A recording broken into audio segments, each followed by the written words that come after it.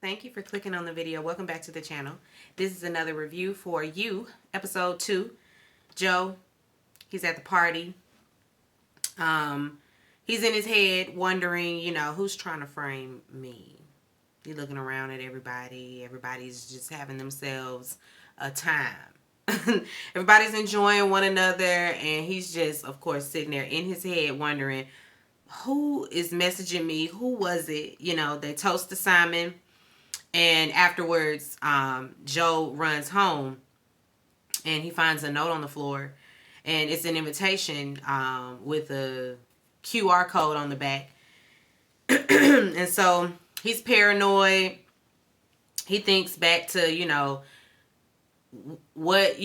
back to when he started drinking and when they started giving him them lace drinks. He's thinking back to who could be watching him, who was the one that slipped that app on the phone. All of that stuff is going through his mind.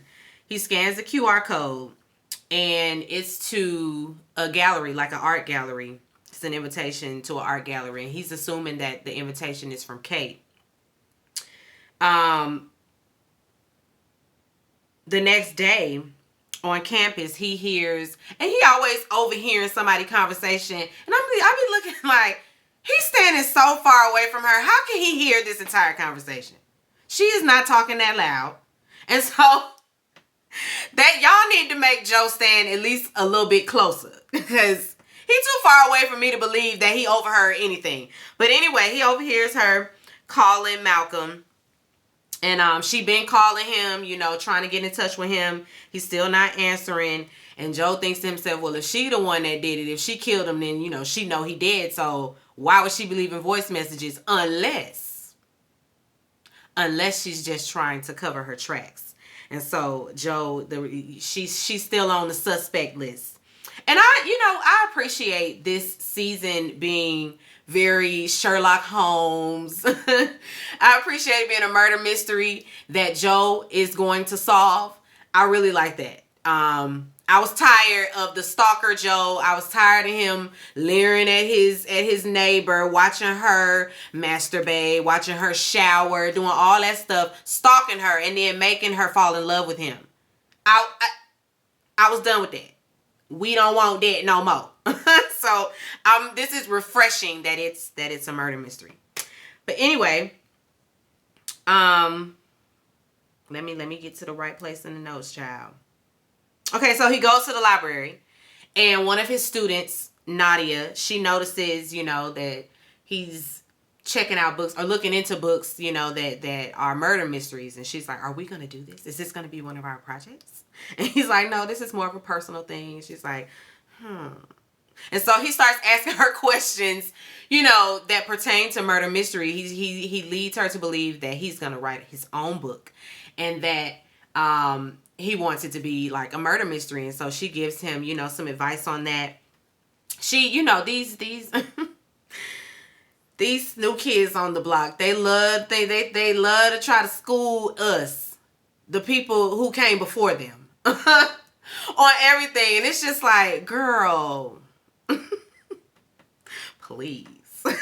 Not to be the old man on the porch, but it's like, girl, we been there, done that. We already know about the patriarchy. You're not schooling nobody. You're not schooling nobody. You're not schooling nobody. I need you to relax. Anyway, he want to understand, like the nuances of murder mysteries, and how he should go about telling this story. And so she sits down and fills him in. Number 1, there are no coincidences. No coincidences. Number 2, all motives boil down to sex, money, and revenge. Number 3, the first suspect is usually the second victim. And then, she tells him all about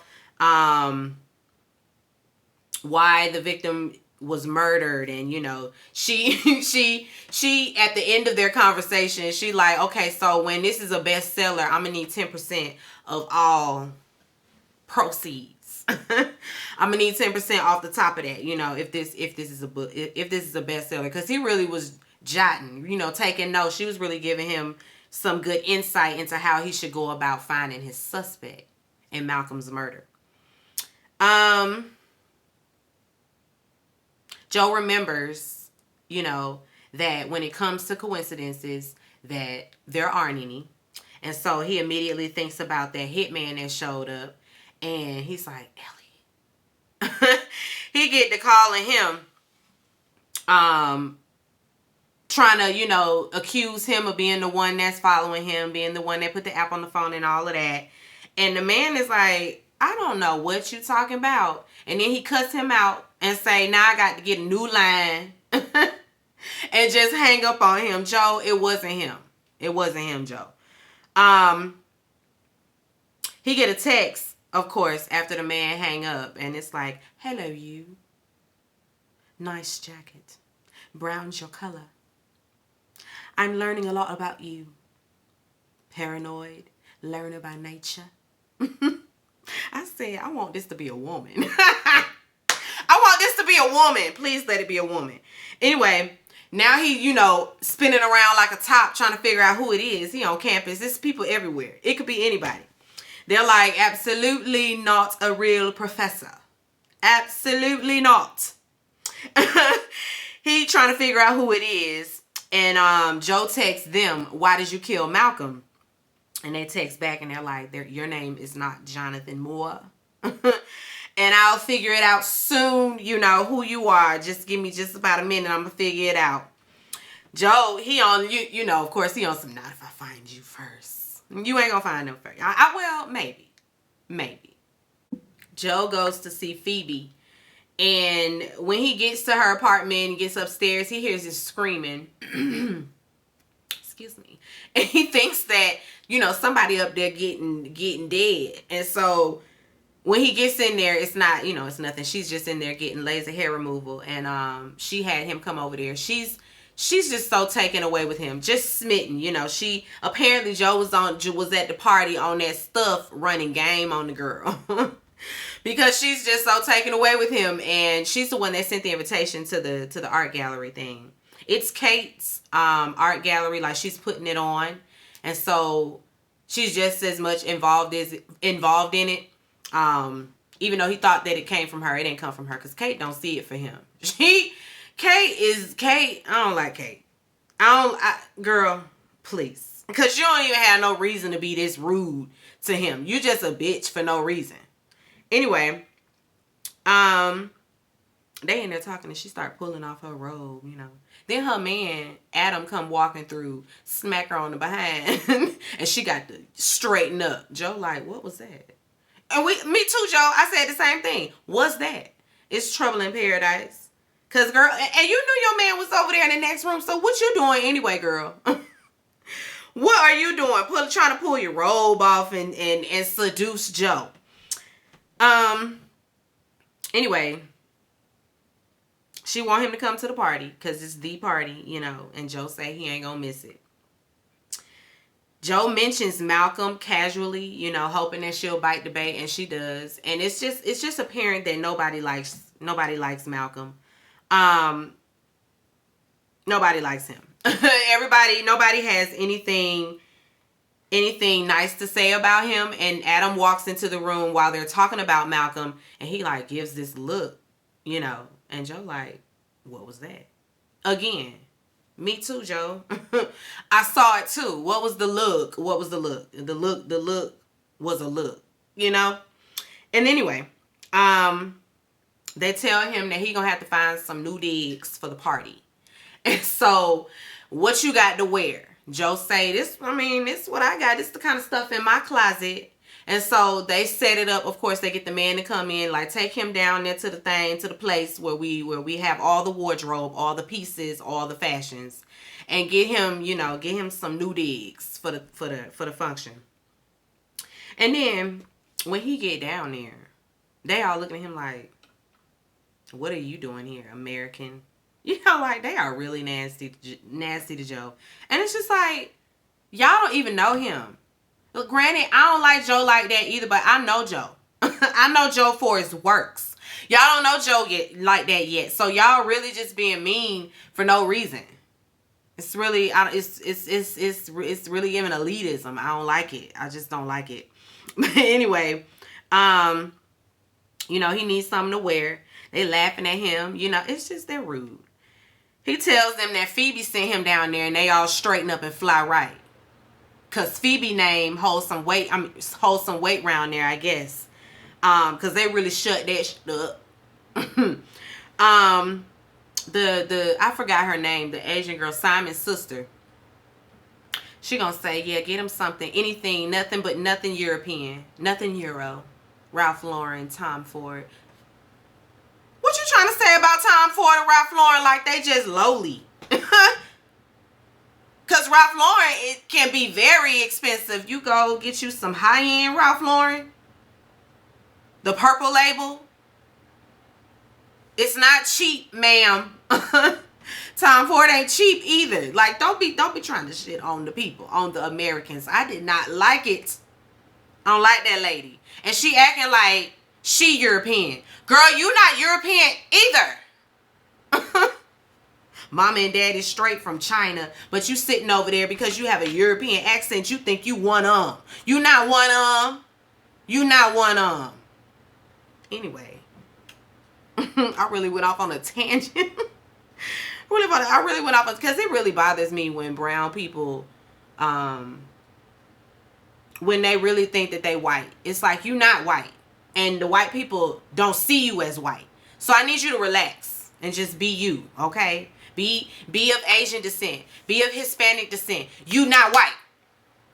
Be of Middle Eastern descent. You not white.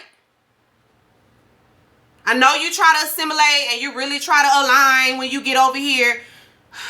Let me get back to the review. We talking about you. We talking about you. We talking about you. Anyway, they head to the place. Oh no. Let me back up. Anyway, when he mentions Malcolm again, everybody is, rolling their eyes. They really don't see it from Malcolm. He sneaks into Kate's office. And he's like, she must have, I know she got a key around here to Malcolm's office. And of course, he finds it. And he goes investigating. Because, Joe on the case. He finds some cash in his office. He takes, I said, not stealing from the dead. You just gonna steal from the man. You know he did. Anyway, he finds this calendar, this little booklet where Malcolm been jotting notes or whatever. And he takes it. And on his way out, he runs into his student Nadia, and she's like, "What you doing coming out of here?" I was coming around to see where he been. Like, we were supposed to be working on something. He was supposed to be reading my paper. What you doing coming out of here? And he said he was sent by Kate, and he shows the key. And she was like, "Oh, I thought that it was gonna be something exciting, like you was sneaking in his office." Girl, that's exactly what it was. That's exactly what it was. But anyway, she asked how the book is coming. And she give him some more advice. She's like, "I know you don't have the detective mucking about, looking for a suspect. I know that's not where we're at in the story." She always, girl, again, trying to school the professor. Joe, he's stalking the elites. He goes stalk them one by one, trying to see what they got going on. Trying to eliminate one of them. And he follows Adam and finds him in a supply closet, because Adam was at the thing. Adam was at the table with his daddy having dinner, schmoozing and being all privileged and whatnot. And he was rude to the waiter, to the help. Like, he was really like, what it gives. And I was like, oh, none of that. But come to find out, Adam was in the supply closet with said waiter on his knees, hands handcuffed, and the dude like, "I want you to beg." And he like, "Yes, do it. Give it to me. Get in the golden shower." I was like,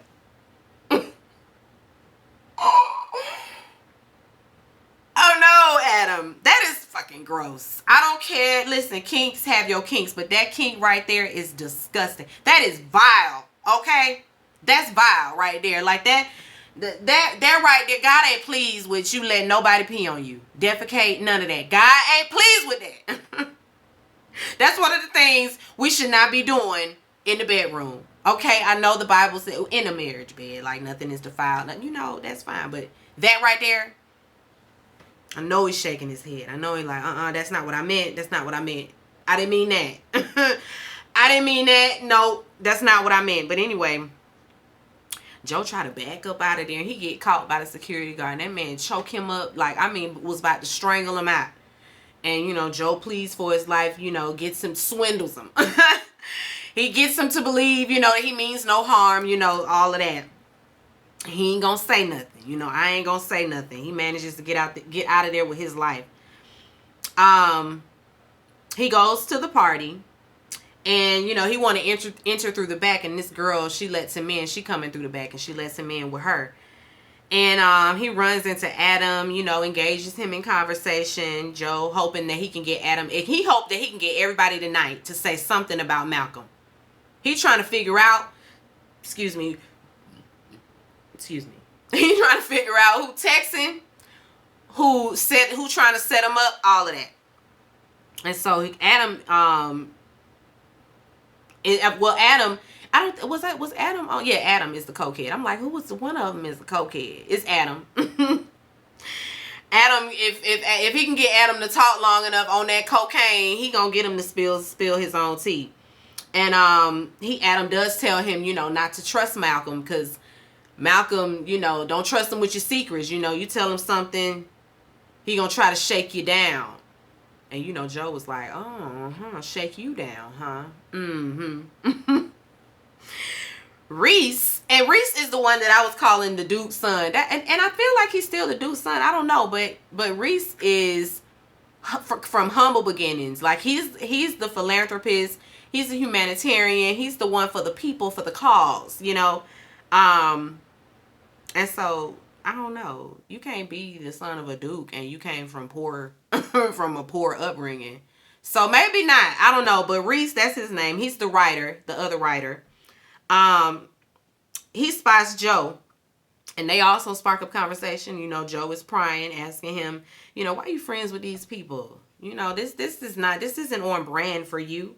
And Reese, you know, he's like, these my friends. You know, you don't have friends from college. You know, they might not be on the same thing I'm on, you know, but I love people for who they are, where they are in life. That's just what happens in friendships. You know, like he not dropping them because they a bunch of douchebags, you know, they have good qualities as well. And so that's just where Reese is with it. He say everybody is human. So that's just that. While everybody is enjoying the art, out of nowhere, that girl that let Joe in, she just run up with a can of paint and throws it on the art, on Simon's art. And she starts screaming, he's a gaslighting fake piece of...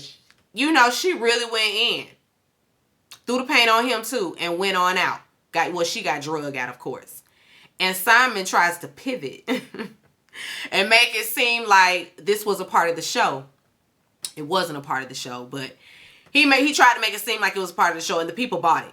Afterwards, you know, he trying to fuss at Kate, like, handle it, get it together, find out where she at, just take care of it, blah, blah, blah, blah, blah.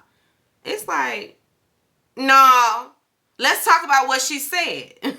Let's talk about that. Trying to yell at people. He's an asshole. We can get Simon on out of here, like, with the quickness. With the quickness.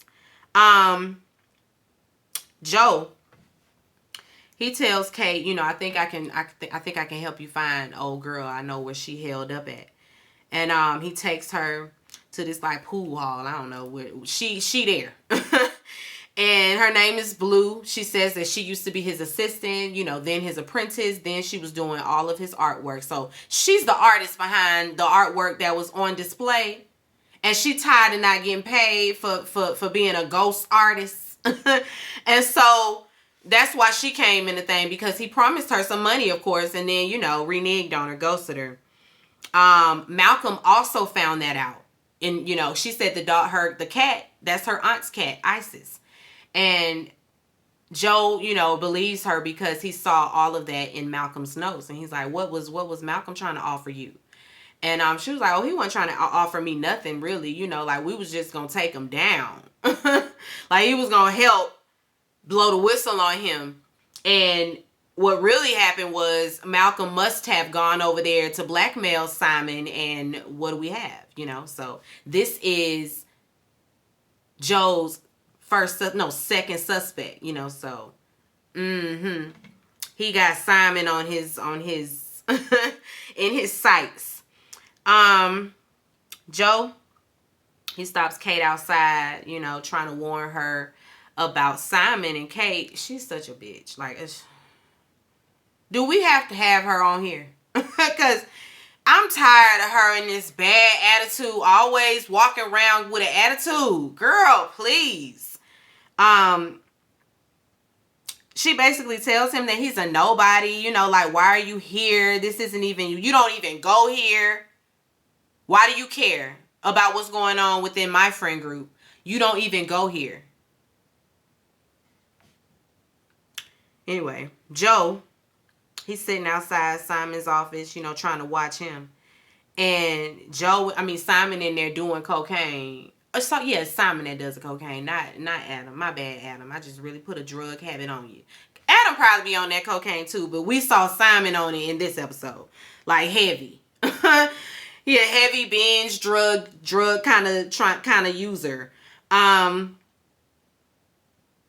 falls asleep, but while he in there, while Simon is in his office, he's ambushed, and Joe falls asleep and wake up by the sirens pulling up to to Simon's office. And then he gets a text from the killer. I'm getting closer to finding out who you are. On a related note, you missed the best part of the night. Joe, he look up because he got to run up there before the police get up there. And Simon is dead in the chair with a knife sticking out his chest. And his ear is missing. So first we got the killer taking fingers. Now he done took an ear. He or she. He, she, or them, or they. We have to be inclusive. We inclusive over here on this channel. But anyway, Joe, he shows up to Phoebe's. After Simon's death, everybody is pretending to grieve that they care. They don't even care. They just gathering for drinks, and to discuss the details of their friend's murder. Reese, however, he steps outside because he needs some air. And Joe follows him out there. Reese want to solve Simon's murder. But the truth of it all is that Simon was a piece of shit. And everybody knew it. And the suspect list is growing because everybody got something negative to say about Malcolm. Nobody really has anything good to say about him. Once again, Joe's standing 10 feet away. Not even 10 feet. He's standing all the way away. He's standing across the street. But he overhears Kate on the line again. She's calling Malcolm once again. She leaves another message. Then she calls Blue, telling her that, that she's, basically going to help her. She's going to help her. She's going to put her in rehab. She's going to pay for that. And when she gets out of rehab and she's clean, she's going to help her out some more. She's going to give her some more opportunities. So she the one with the good heart, And Joe sees that and notices it. Whatever. Don't be falling for it, Joe, because she really mean to you. She real mean to you. Anyway, Joe, at the library, Nadia runs into him again. She all in Joe business. It's like, why you, girl? Are you following him? She asks, are you really writing a book? And she says that that's what Malcolm, tried to do, pretend that he was writing a book and all of that. And told her that he would read her pages, but never did. He done ghosted her. And Nadia says that it was really hard for her to show him her pages and for him to just dismiss her. It's like she never even existed. She really invested, like she got feelings. And so Joe was like, what y'all was doing in that office? It sounded like y'all was hunching.